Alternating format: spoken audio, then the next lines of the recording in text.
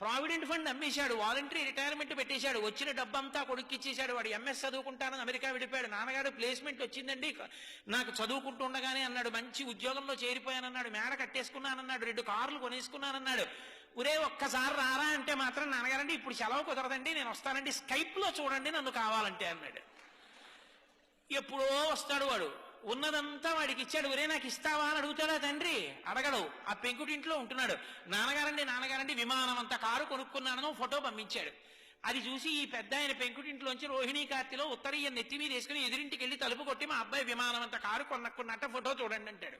నువ్వు పెంకుటింట్లో ఉంటున్నావు కదరా అంటే, పోన్లేదురో ఎంతకాలం బతుకుతాను, మా అబ్బాయి సంతోషంగా ఉన్నాడుగా అంటాడు.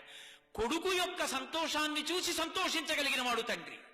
తను సంతోషించి కొడుకు సంతోషించాలనడం అది తండ్రితనం అంటే.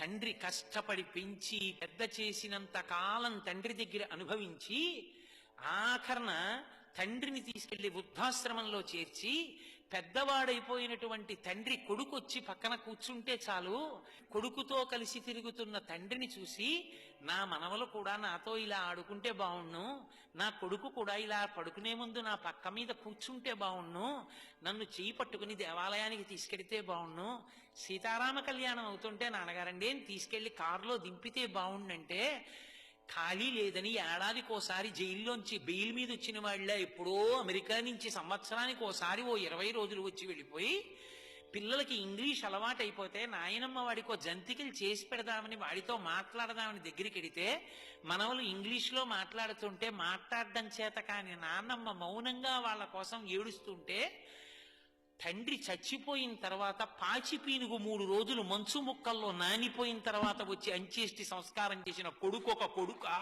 వాడి సంపాదన ఒక సంపాదన. తండ్రి పక్కన కూర్చున్నవాడు తండ్రిని సంతోషపెట్టినవాడు కొడుకు. విదేశాలు వెళ్ళొద్దంటలేదు, ఉద్యోగాలు చెయ్యొద్దంటలేదు, కానీ తల్లిదండ్రులు పెద్దవాళ్ళు అయిపోయిన తర్వాత వాళ్ళ సంతోషాన్ని తీర్చడం కూడా కొడుకుల కర్తవ్యం. కొడుకు లాంటి వాళ్ళు చాలా మంది ఉండొచ్చు, కూతురు లాంటి వాళ్ళు చాలా మంది ఉండొచ్చు, కానీ కన్న కడుపున పుట్టిన కొడుకు కొడుకి. వాడికి ఆ కర్తవ్యం లేనప్పుడు వాడికన్నా ఇంట పెరుగుతున్న పెంపుడు కుక్క మీద.